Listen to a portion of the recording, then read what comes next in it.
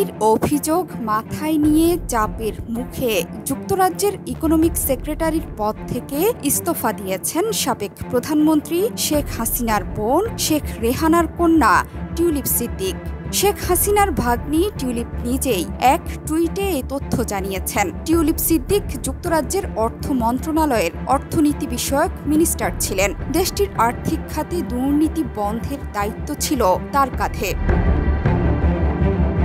শেখ হাসিনা সরকারের আমলে বাংলাদেশে 9টি অবকাঠামো প্রকল্প থেকে ৮০,০০০ কোটি টাকা আত্মসাতের অভিযোগ ওঠে। তাতে শেখ হাসিনা ও তার পরিবারের অন্যান্য সদস্যের সঙ্গে টিউলিপ সিদ্দিকের নাম আসে। ওই অভিযোগ তদন্ত করছে দুর্নীতি দমন কমিশন দুদক। দুদকের এই তৎপরতায় আলোচনায় আসার পর যুক্তরাজ্যের বিভিন্ন গণমাধ্যমে বিষয়টি নিয়ে খবর প্রকাশিত হয়। ২০১৩ সালে শেখ হাসিনার মস্কো সফরে দেশটির প্রেসিডেন্ট ভ্লাদিমির পুতিনের সঙ্গে তার বৈঠকের সময় টিউলিপ সিদ্দিকও উপস্থিত ছিলেন। তার ওই ছবি এ সময় ফলাও করে প্রচার করে বেশ কয়েকটি ব্রিটিশ গণমাধ্যম।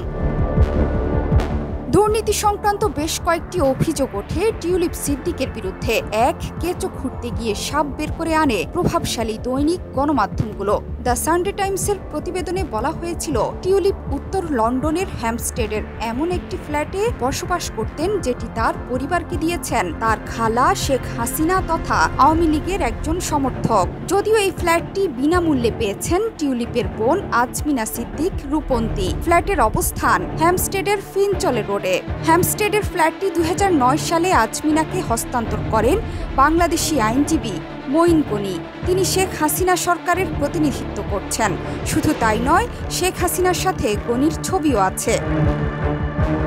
ফ্ল্যাটের আগের মালিক আইনজীবী মঈন গনি আন্তর্জাতিক বিরোধ সংক্রান্ত বিষয়ে কয়েক বছর বাংলাদেশের পরামর্শক হিসেবে কাজ করেছেন। ২০২১ সালে শেখ হাসিনার তৎকালীন সরকার বিশ্ব ব্যাংকের একটি প্যানেলে দায়িত্ব পালনের জন্য তাকে মনোনীত করেছিল। তখন তিনি বলেছিলেন, শেখ হাসিনার কাছ থেকে অভিনন্দন ও ধন্যবাদ সংবলিত একটি ব্যক্তিগত চিঠি পাওয়াটা তার জন্য সম্মানের বিষয়। হ্যাম্পস্টেডের ফ্ল্যাটটি লন্ডনের কিংস ক্রস এলাকার কাছের অ্যাপার্টমেন্ট থেকে ভিন্ন।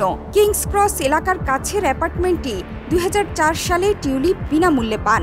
তিনি এখনও সেই অ্যাপার্টমেন্টের মালিক। সেই অ্যাপার্টমেন্টটি বিনামূল্যে আব্দুল মোতালিফ নামের একজন আবাসন ব্যবসায়ী এবং আওয়ামী লীগের জ্যেষ্ঠ সদস্যদের সহযোগীর কাছ থেকে পান টিউলিপ। জোহরা চৌধুরী সেতু, ৭১।